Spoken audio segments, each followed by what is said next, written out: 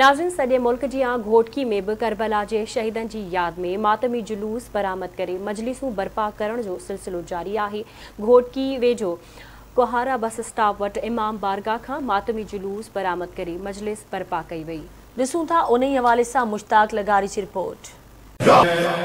सॼे मुल्क जी ज़िले घोटकी में भी करबला जी शहीदन के भेटा पेश करण लाइ मजलिसूं बर्पा करे आज़ादारी करण जो सिलसिलो जारी है। उन सिलसिले में घोटकी वेझो खुआरा बस स्टॉप वट इमाम बारगाह अली अलैहिस्सलाम का हुसैन बस ट्रगड़ की अगवानी में मातमी जुलूस बरामद किया वियो, जिते अज़ादारनि सीना दनी करे मातम कियो। उन सिलसिले में अमन जी सूरत के यकीनी बनाने लाइ वडे तादाद में पुलिस नफरी मुक़रर कई वई हुई। उन मौके ते SHO आदरपुर इम्तियाज हुसैन बालादी, मौलाना पलवान अली संगड़ आज़ादारनि आवाज़ TV न्यूज़ सां ॻाल्हाईंदे चयो त अमन जी सूरत लाइ प्लान जोड़ियो वियो आहे। सिक्योरिटी के लिए प्लान जोड़ियो वियो आहे, जंहिंमें दाख़िली और ख़ारिजी रास्ता जो इमाम बारगाह तरफ वञनि था या जिते मजलिस आहे उते पुलिस नफ़री डिप्लॉयमेंट थियल आहे।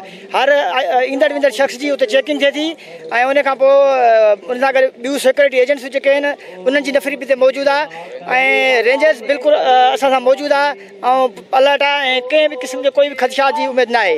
ही अयाम अज़ा जा ॾींहं आहिनि। इमाम आली मक़ाम हुसैन अलैहिस्सलाम जी यादि मल्हाई वेंदी आहे, छो त हल जज़ाउल एहसान इल्लल एहसान, एहसान जो बदलो एहसान आहे।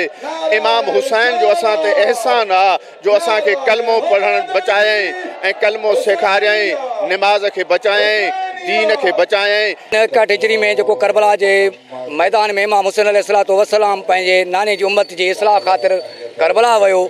उन्हीं की याद में ये मजलिसूं, ये जलसा, ये जुलूस और यो पैगाम के आम किया वेंदो आहे त इमाम हुसैन अलैहिस्सलाम कहिड़े मक़सद लाइ करबला के मैदान में विया।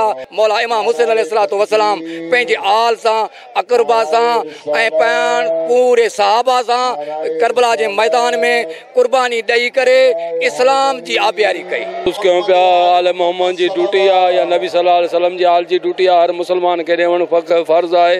मालिक जो मातम आज़ादारी ये क्या क़यामत हलड़ो है हलजूं, दुनिया छा भी करे कुछ न करे सघूं, ये क़यामत आबाद ऐं शाद रहंदी। जॾहिं त आख़िर में करबला जी शहीदन की याद में मजलिस बर्पा कई वई, जंहिंखे मुख़्तलिफ़ आलमनि ख़िताब कियो। कैमरामैन फरीद मलिक सां गॾु मुश्ताक शाही लगारी, आवाज़ TV न्यूज़ घोटकी।